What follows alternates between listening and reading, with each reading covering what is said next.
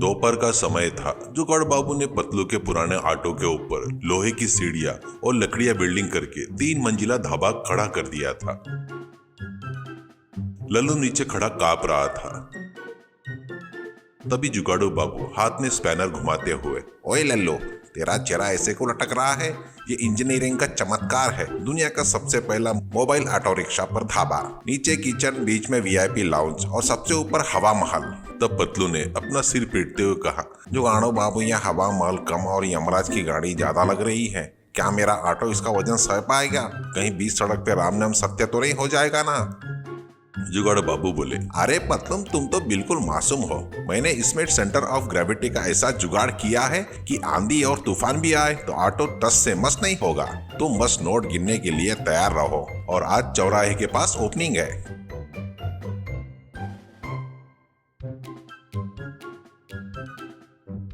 तभी पतलू बोला, अरे उस्ताद, वो तो सब ठीक है, लेकिन ऊपर चढ़ने के लिए जो सीढ़ी है ना, वो कुछ ज्यादा ही पतली नहीं है क्या? जुगाड़ू बाबू ने फुसफुसाते हुए कहा, अरे चुप, वो डाइटिंग मोटिवेशन सीढ़ी है। जो पतला होगा वही ऊपर चढ़ेगा। चलो शुरू करते हैं।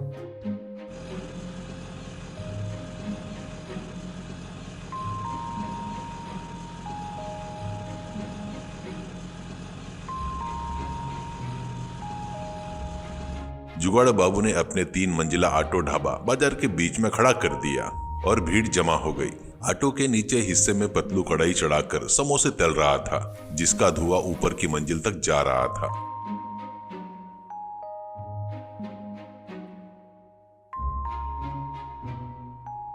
तभी जुगाड़ बाबू चिल्लाकर बोला, अरे आ गया शहर में पहली बार। नीचे समोसा और ऊपर हवा थिएटर। अरे ऑटो ढाबा है, आइए बाबू आइए।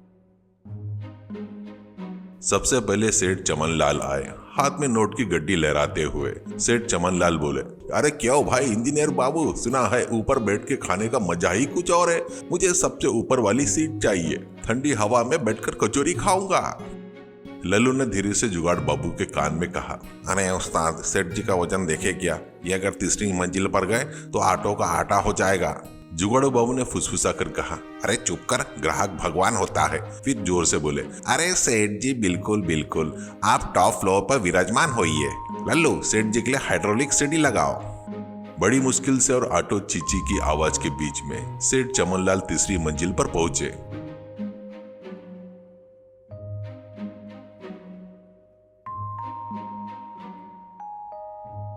ऑटो एक बार दाई तरफ और फिर बाई तरफ झुका। पतलू नीचे से चिल्लाया, अरे बाप रे, कढ़ाई का तेल छलक रहा है। आप सेठ जी से कहें कि हिलो डेले नहीं।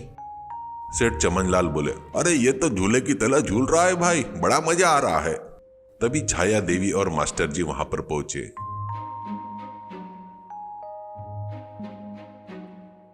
छाया देवी बोली, ओह माय गॉड, ये तो पेरिस का एफिल टावर जैसा है। मुझे भी ऊपर जाना है, लेकिन उस सेठ के पास नहीं बैठना है, इसलिए मैं सेकंड फ्लोर पर बैठूंगी।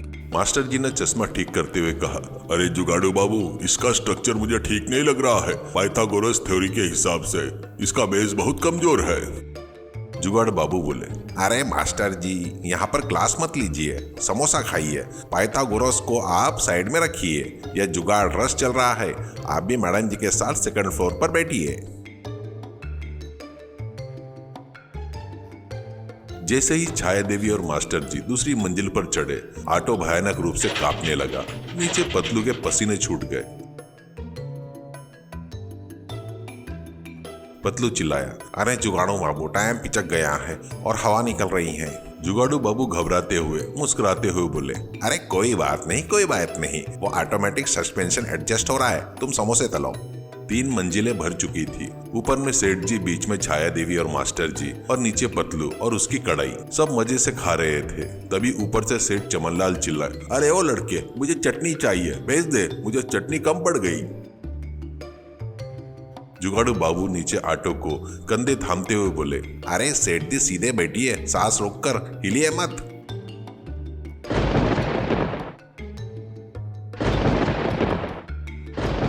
अचानक मौसम बदल गया। ठंडी हवा चलने लगी।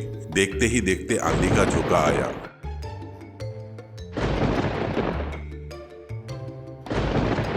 पतलू चिल्लाया, अरे बाबू हवा की रफ्तार बढ़ रही है, मेरा ऑटो पतंग की तरह उड़ जाएगा। जुगाड़ू बाबू बोले, अरे डरो मत पतलू, ये नेचुरली है, ग्राहक के लिए खास सेटिंग करवाई है। तभी मास्टर जी बोले, अरे जुगाड़ू बाबू, हवा का दबाव बढ़ रहा है, ये निर्माण एरोडायनेमिक नहीं है। मास्टर जी की बात भी पूरी नहीं हुई थी कि हवा के एक बड़े झोंके से ऑटो के वेल्डिंग जॉइंट फटाक से टूट गए। दूसरी और तीसरी मंजिल ऑटो से अलग होकर फिसलती हुई सड़क पर जाकर गिरी। पल भर में ही तीनों लोग अपनी प्लेट के साथ घसरपट्टी की तरह सड़क पर आ गिरे और सेठ जी एक छोटे गड्ढे में गिरे और बाकी दोनों पास के कीचड़ में गिरे। सेठ चमनलाल कीचड़ से उठते हुए बोले, अरे जुगाड़ू बाबू, मैंने स्काई व्यू मांगा था, रोड व्यू नहीं मांगा था। जुगाड़ू बाबू दूर से ही हंसते हुए बोले, अरे सर ये इमरजेंसी एग्जिस्ट था, बिना पैराशूट के सेफ लैंडिंग हो गई। तभी पतलू ने अपने ऑटो की छत गायब देखी और कहा, हाँ तो मेरा ऑटो अब कन्वर्टेबल बन गया है।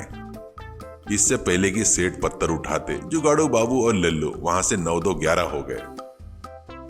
नीति, हवा में महल बनाने से आंधी से गिर जाती है। बिना मजबूत बुनियाद का कोई निर्माण टिक नहीं सकता और प्रकृति के सामने कोई जुगाड़ काम नहीं आता।